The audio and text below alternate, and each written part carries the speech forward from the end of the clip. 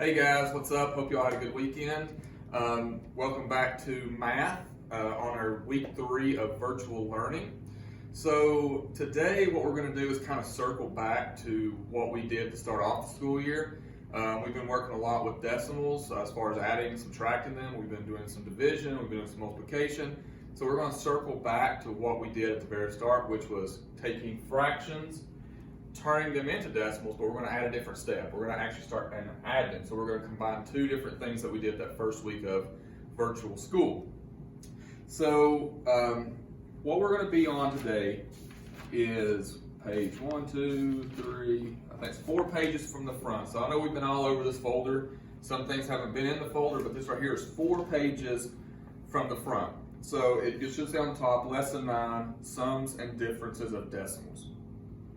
So that's where we're going to be at today. So we're going to do 2 examples with you, and those 2 examples are on that page. So the first example is adding, second example is subtracting.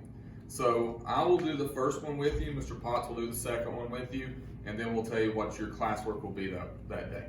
So before we get started, Mr. Potts, you want to add anything? No, I think that's great. I think you guys will do really well with this because this should look familiar, but the difference is, like Mr. Winstead said, we're either going to add them and subtract them once we convert them, okay? So we're just going to combine 2 different skills that you've learned into one problem. And that's the reason that we did this the way we did to start off the school year, was because we wanted to give you a refresher on converting and also teach you how to add and subtract decimals so that when we come back to this lesson, you will have those in your toolbox, okay? So if you remember from the first day of actual math instruction, we did this page right here, which was, it's the very first page in your folder. So if you don't remember it, flip to the front, there it will be. So we talked about place value. Mr. Potts did a great video on the place value of each number. And once we did that, we told you all that we want to convert these fractions into decimals using this place value chart. And the easiest way to do that is to think about what is on this place value and how can we change the denominators of fractions so that it matches up with this place value chart. So luckily in this first problem that we're doing for you today, it's pretty much done for us. So the denominator is a 10th, and the 10th place is actually on our place value chart. So we really don't have to do a whole lot of manipulation to get it to where we want it to be. So if I was converting this fraction to a decimal, we know that 25 is our whole number, so it goes in front of the decimal. Now, the first thing I look at is, what is my denominator? My denominator is a 10th, which is great because I know the numerator, all we have to do is put it in the 10th spot.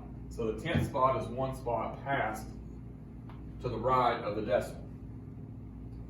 Now, if that had not been a 10th, I would need to change it into a 10th, a 100th, or a 1,000th, whichever one's the easiest. So, but since it's a 10th, super simple, put the numerator in the 10th spot. Second one, same thing. The denominator is already something that we know, that's friendly. So 376 is our whole number. We know that goes in front of the decimal. And since that's a 100th, and the 100th is a friendly number because it's on our place value chart, we just take the numerator and put it in the 100th spot. So 77. So that's our first step. We want to take the fractions and make it a decimal because decimals are so much easier to add than fractions are. So now we go back to what we learned about adding and subtracting decimals. So we take our 2 numbers, 25.3, and when we add and subtract decimals, we always line up the decimals. So I like to go ahead and put my decimal in line, so I can just put my number. So 376 and 7,700. So you see how the decimals are lined up?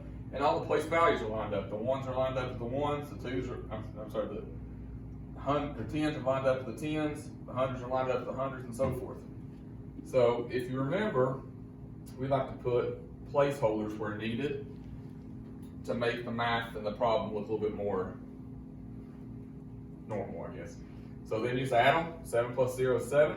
7 plus 3 is 10. Drop your decimal straight down. Carry the 1. 5 plus 1 is 6, plus 6 is 12. Carry the 1. 7 plus 2 is 9, plus 1 is 10. Carry the 1. 3 plus 1 is 4. So our answer to this problem is 402 7/100. So just to recap that real fast, we want to turn our fractions into decimals, and to do that, you got to make the denominators a friendly number. A friendly number is a tenth, a hundredth, a thousandth, or so forth. So once you do that, put your numerator in that spot, line up your decimals, add up your columns, you have your answer. So that's example 1 on that lesson 9 page. So Mr. Potts is going to do example 2 for us, which is a subtraction problem. All right, guys. What I want you to do is I want you to pay attention because you're going to have a couple of subtraction problems on your homework today, and you're going to have a couple of addition problems, okay? This one's a little bit more complex just because of the denominator, but we're going to start off with 426 and 1/5, and we're going to subtract that and minus 275 and 1/2.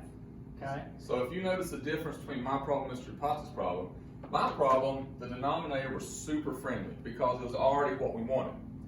Now if you notice Mr. Potts, he's going to have an extra step in his because his denominators is not a 10, it's not a 100, it's not 1,000. So he's going to have an extra step in here. So what I'm going to do, I'm going to keep my whole number, okay? Write my fraction. And the way my mind works is I'm going to try to get this denominator to a 100. Because once you get to 100, life is really, really easy, okay? So what I want you to think about, 5 times what equals 100? And 5 times 20 equals 100. And we'll be saying a lot this year. Whatever we do on the bottom, we have to do on the top. So if I times by 20 on the bottom, I got to times by 20 on the top. So 1 times 20 is 20. So I just converted 1/5 to 20 hundredths. That's a lot easier to work with when we are adding and subtracting these mixed fractions, okay? And this right here, guys, should look familiar from elementary school because all Mr. Potts did here was create an equivalent fraction. This fraction is the exact same as this fraction, just with a different numerator and a denominator, but they're equivalent. Okay, so the fifths are a little bit more challenging. Now let me take 275, never mess with the whole number, but I want to make that 1/2 into something that I can actually convert to a decimal on our place value chart. So I could use the same strategy, but some of you hopefully already know that 1/2 is actually what? 50 cents, okay, 0.50. If I didn't, I'm gonna stick with the same strategy. I wanna make my denominator 100. 2 times what equals 100? 2 times 50 equals 100. Whatever I do the bottom, I gotta do on the top. So 1 times 50 is 50, and these these numerators and denominators are very easy to convert to a decimal on our place value chart.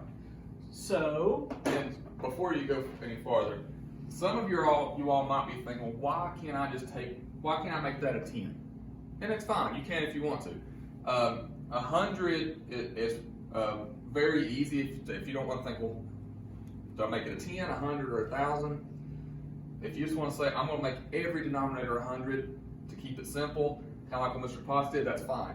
Now, if you thought, well, I can make that a 10 because 5 will go into 10, that's perfectly fine. That's still an equivalent fraction, and both of those would work perfectly. So it's however you want to do it. But for simplicity purposes and to keep everybody thinking the same, he just converted them to 100 because it's pretty much every number that we use will for sure go into 100. So. all right, so let's change these. Let's convert these from a fraction to a decimal. Well, it's easy now because we've already done the hard work. So 426 and 20 hundredths, tenths, hundredths, okay? We're going to be subtracting 275 and 50 hundredths, okay? So I have my decimals lined up, that's step one. My numbers and my columns are organized, so now I'm ready to just calculate. Okay, we don't want you using a calculator on this. So let's start at the right. 0 minus 0 is 0. I cannot take 5 from 2, so what do I have to do? I have to go next door to borrow. This 6 becomes a 5, therefore I get 10, so this becomes a 12. So now I can subtract 12 minus 5 is 7. Go ahead and bring down your decimal. Now I have 5 minus 5 is 0. Sorry guys, I'm a little off on my smartboard. I'll fix that in a minute. I cannot take 7 from 2, so I got to go next door and make the 4 a 3. Therefore the 2 becomes a 12. So 12 minus 7 is 5, and 3 minus 2 is 1. Okay? So I'm going to actually see if I can move that up. And I'm going to write that a little bit neater. So your final answer is 150 and 70 hundredths. Okay? So what we did today, guys, we just converted fractions to decimals, and we tried to make it as friendly as we can. My mind works, I like to get that denominator to 100. Whatever I did on the bottom, I'll do the same thing on the top. But if it works better for you to just find something that is equivalent and works on your place value chart, that works out well too. What you'll find out this year is there are several ways to get to the right answer, and you guys have several options to get there, okay? Mr. Winstead and I, we don't always choose the same method, the same strategy, but we always have the same answer. That's a great thing about math, okay? So once again, we did the first 2 problems on this page. The title is Sums and Differences of Decimals, and we are not going to overload you today. You're only going to be doing the problem set on this page, and you're going to be doing A, B, C, D, and E on number 1. A, B, C, D, E on number 1. Okay? And I hope you guys have a great day, and we will check in and give you some information tomorrow, Tuesday, August 25th.